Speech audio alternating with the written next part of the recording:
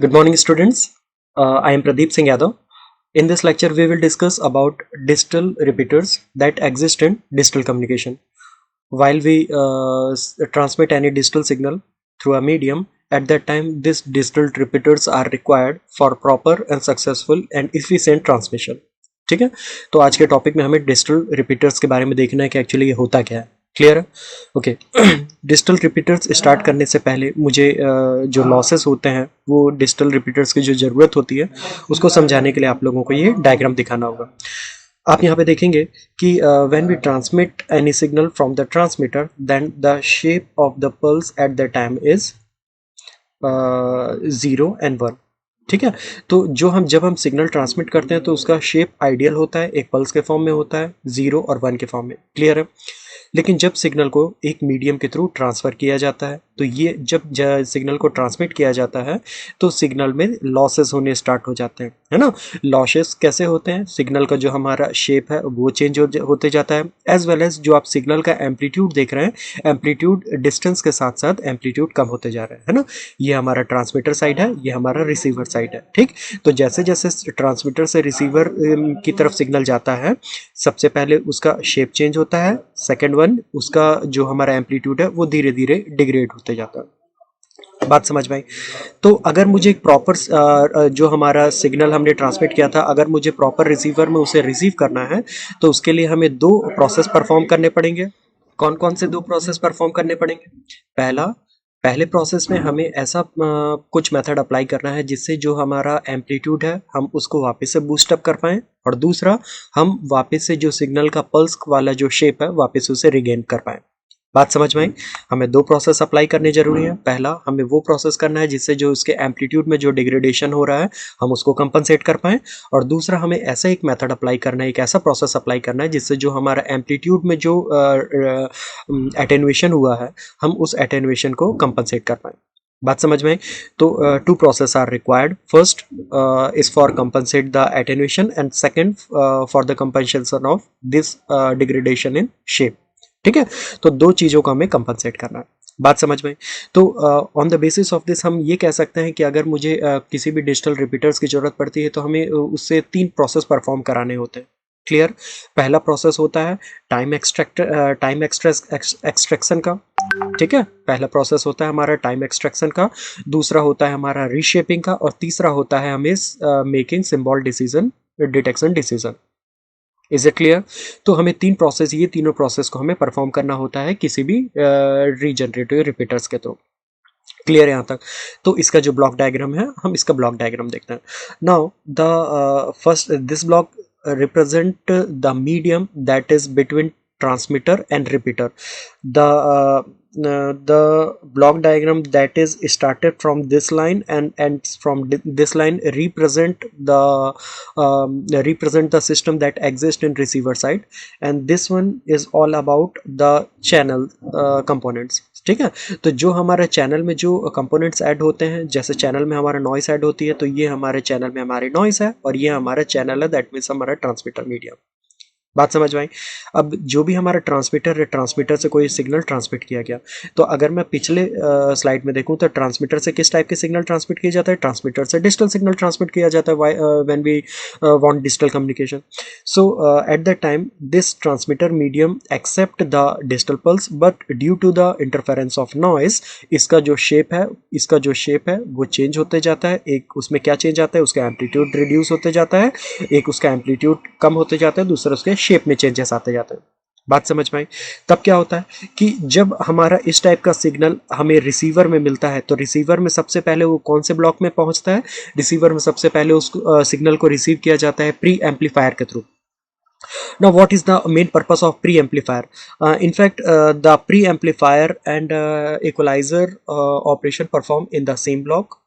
ठीक है, तो यहाँ पे जो प्री एम्पलीफायर का वर्क होता है, प्री एम्पलीफायर का काम होता है एम्पलीट्यूड के एटेन्यूएशन को कंपनसेट करना.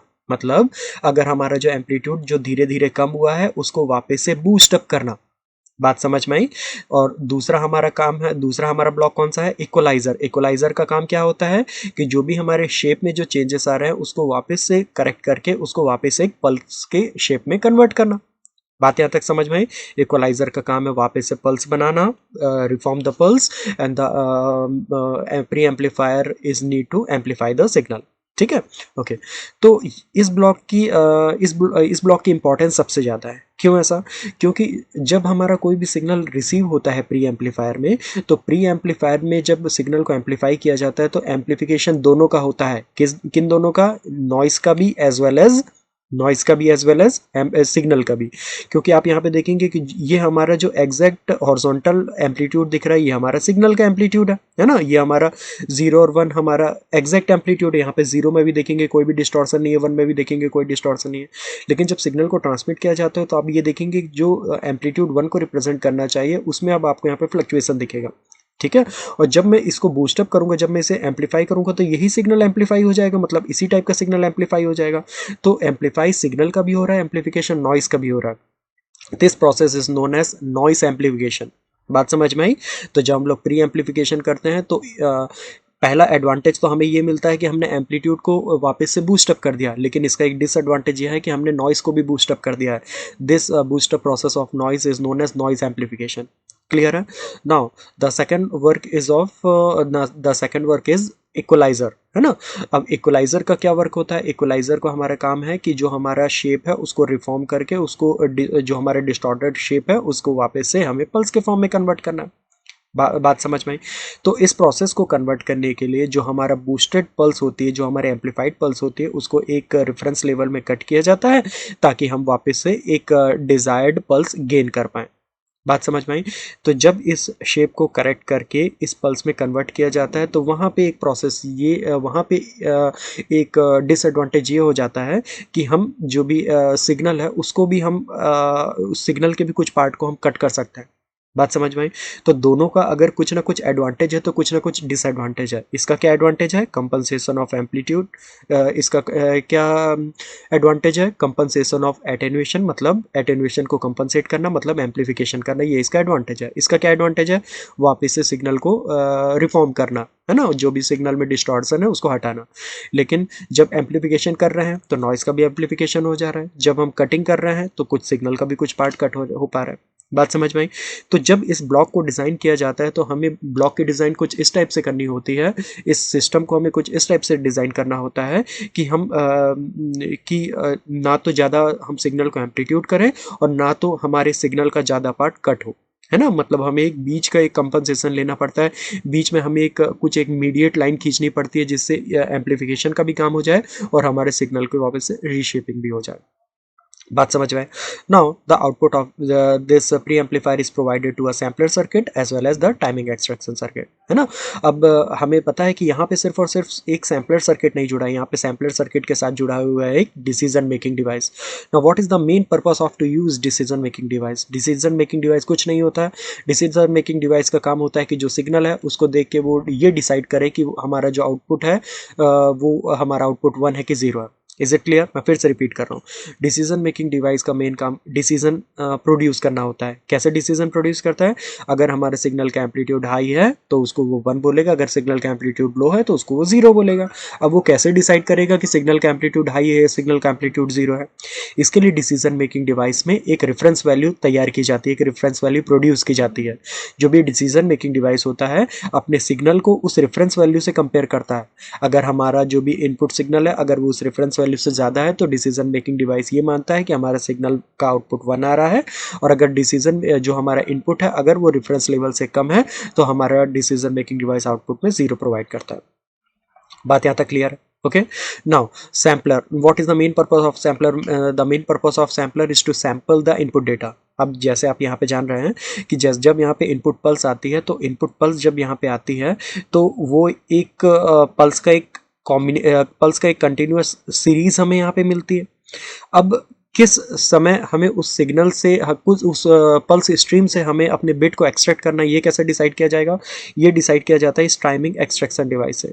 ये टाइमिंग एक्सट्रैक्शन डिवाइस, सपोज आपको समझाने के लिए मैं यहाँ पे एक टाइमिंग एक्सट्रैक्शन डिवाइस में एक 5 सेकंड एक वैल्यू ले लेता हूँ। इसका मतलब ये हुआ कि हर 5th सेकंड में जो भी हमारी पल्स स्ट्रिंग होगी, हर 5th सेकंड में उस पल्स स्ट्रिंग इस सैम्पलर को इनपुट देगा और ये जो सैम्पलर सर्किट है उस हर एक 5th सेकंड में एक उस जो हमारी बिट स्ट्रिंग ट्रांसफ़र हो रही है उसके एम्पलीट्यूड को कंसिडर कर लेगा।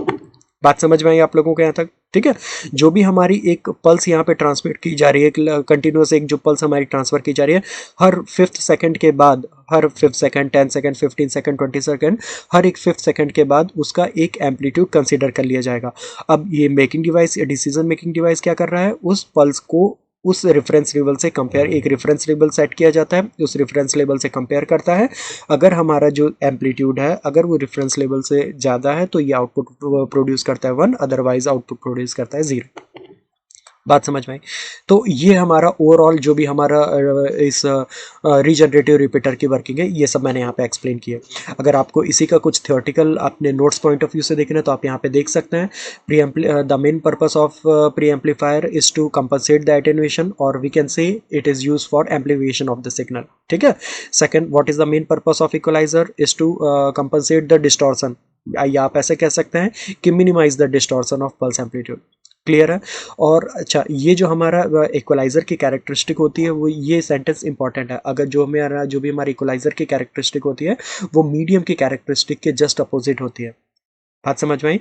इसका मतलब ये होता है कि ये जो हमारा इक्वलाइजर होता है वो सारे डिस्टॉर्टेड कंपोनेंट को, जो हमारे डिस्टॉर्टेड फ्रीक्वेंसी कंपोनेंट होते हैं उसको वापस से रिस्टोर करता है, और उसी को तो हमारा जो भी हमारा चैनल होता है वो डिस्टॉर्ट किया है, जिस फ्रीक्वेंसी कंपोनेंट को हमारा चैनल डिस्टॉर्ट किया है, हमारा जो भी इक्वलाइजर है उसी फ्रीक्वेंसी कंपोनेंट को वापस से रिफॉर्म कर रहा है ना? इसका मतलब हुआ इसकी एक दोनों की कैरेक्टरिस्टिक एक दूसरे से जस्ट अपोजिट है।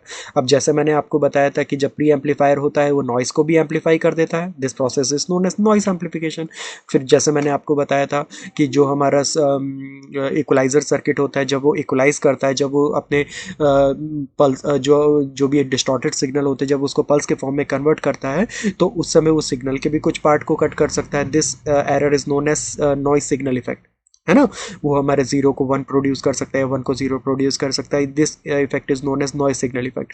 तो दोनों के बीच में हमें कंपनसेट करके, दोनों के बीच में हमें कॉम्प्रोमाइज करके हमें एक जो भी pre amplifier and equalizer circuit को डिज़ाइन करना होता है, ताकि उसमें इक्वलाइजर की भी कैरेक्टरिस्टिक आए एज वेल एज उसमें प्री एम्पलीफायर की भी कैरेक्टरिस्टिक आए। क्लियर है यहाँ तक? तो जो हमारे इक्वलाइजर है, बेसिकली हमारे इक्वलाइजर 3 टाइप के होते हैं। First one is zero crossing equalizer, second one is minimum mean squared error method, and the third one is adaptive equalizer method. ठीक है, ये 3 टाइप के इक्वलाइजर होते हैं। हम यहाँ पे एडेप्टिव इक्वलाइजर मेथड का यूज कर रहे हैं। Clear? Now what is the main purpose of timing extraction? Timing extraction का काम होता है कि एक पर्टिकुलर टाइम एक्सटेंट के बाद, एक पर्टिकुलर टाइम पीरियड के बाद सैम्पलर सर्किट में एक पल्स प्रोवाइड करे, एक एक्साइटेशन प्रोवाइड करे, ताकि हमारा सैम्पलर सर्किट वर्क करे और एक सैंपल को वो कंसिस्ट करे, एक सैंपल को वो ले। बात समझ में आई? तो टाइमिंग एक्सट्रैक्शन का मेन काम होता है हर एक टाइम से एक पर्टिकुलर टाइम इंटरवल के बाद अपनी पल्स स्ट्रीम से, जो भी हमारी स्ट्रीम हमने रिसीव किया रिसीवर में, उससे एक एक सैंपल को रिकवर करे। बात यहाँ तक समझ में आई?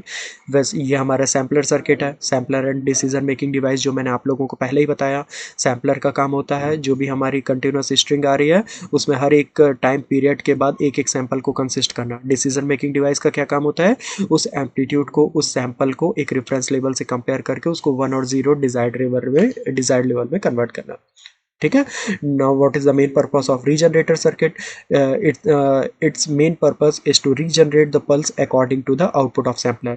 जैसे हम डिसीजन मेकिंग डिवाइस का आउटपुट 1 और 0 आया, तो अब रीजनरेटर क्या करेगा? जब हमें 0 मिलेगा तो 0 के अकॉर्डिंग लो लेवल वाली एक पल्स जनरेट कर देगा। जब डिसीजन मेकिंग डिवाइस का आउटपुट 1 मिलेगा तो 1 के अकॉर्डिंग वो हाई लेवल एक जनरेट कर देगा, है ना? तो मतलब वो 0 और 1 को एक वेव फॉर्म के टर्म में कन्वर्ट करने का काम रीजनरेटिव सर्किट का होता है। क्लियर है? Okay, thank you so much. ये हमारा ऑल रीजनरेटिव रिपीटर्स का पूरी थ्योरी थी, एक्सप्लेनेशन था। अगर कुछ भी इसमें आप लोगों को डाउट्स आएगा तो आप लोग नीचे कमेंट कर सकते हैं। ठीक है, मैं उसका प्रॉपर रिप्लाई करूँगा। Okay, thank you so much.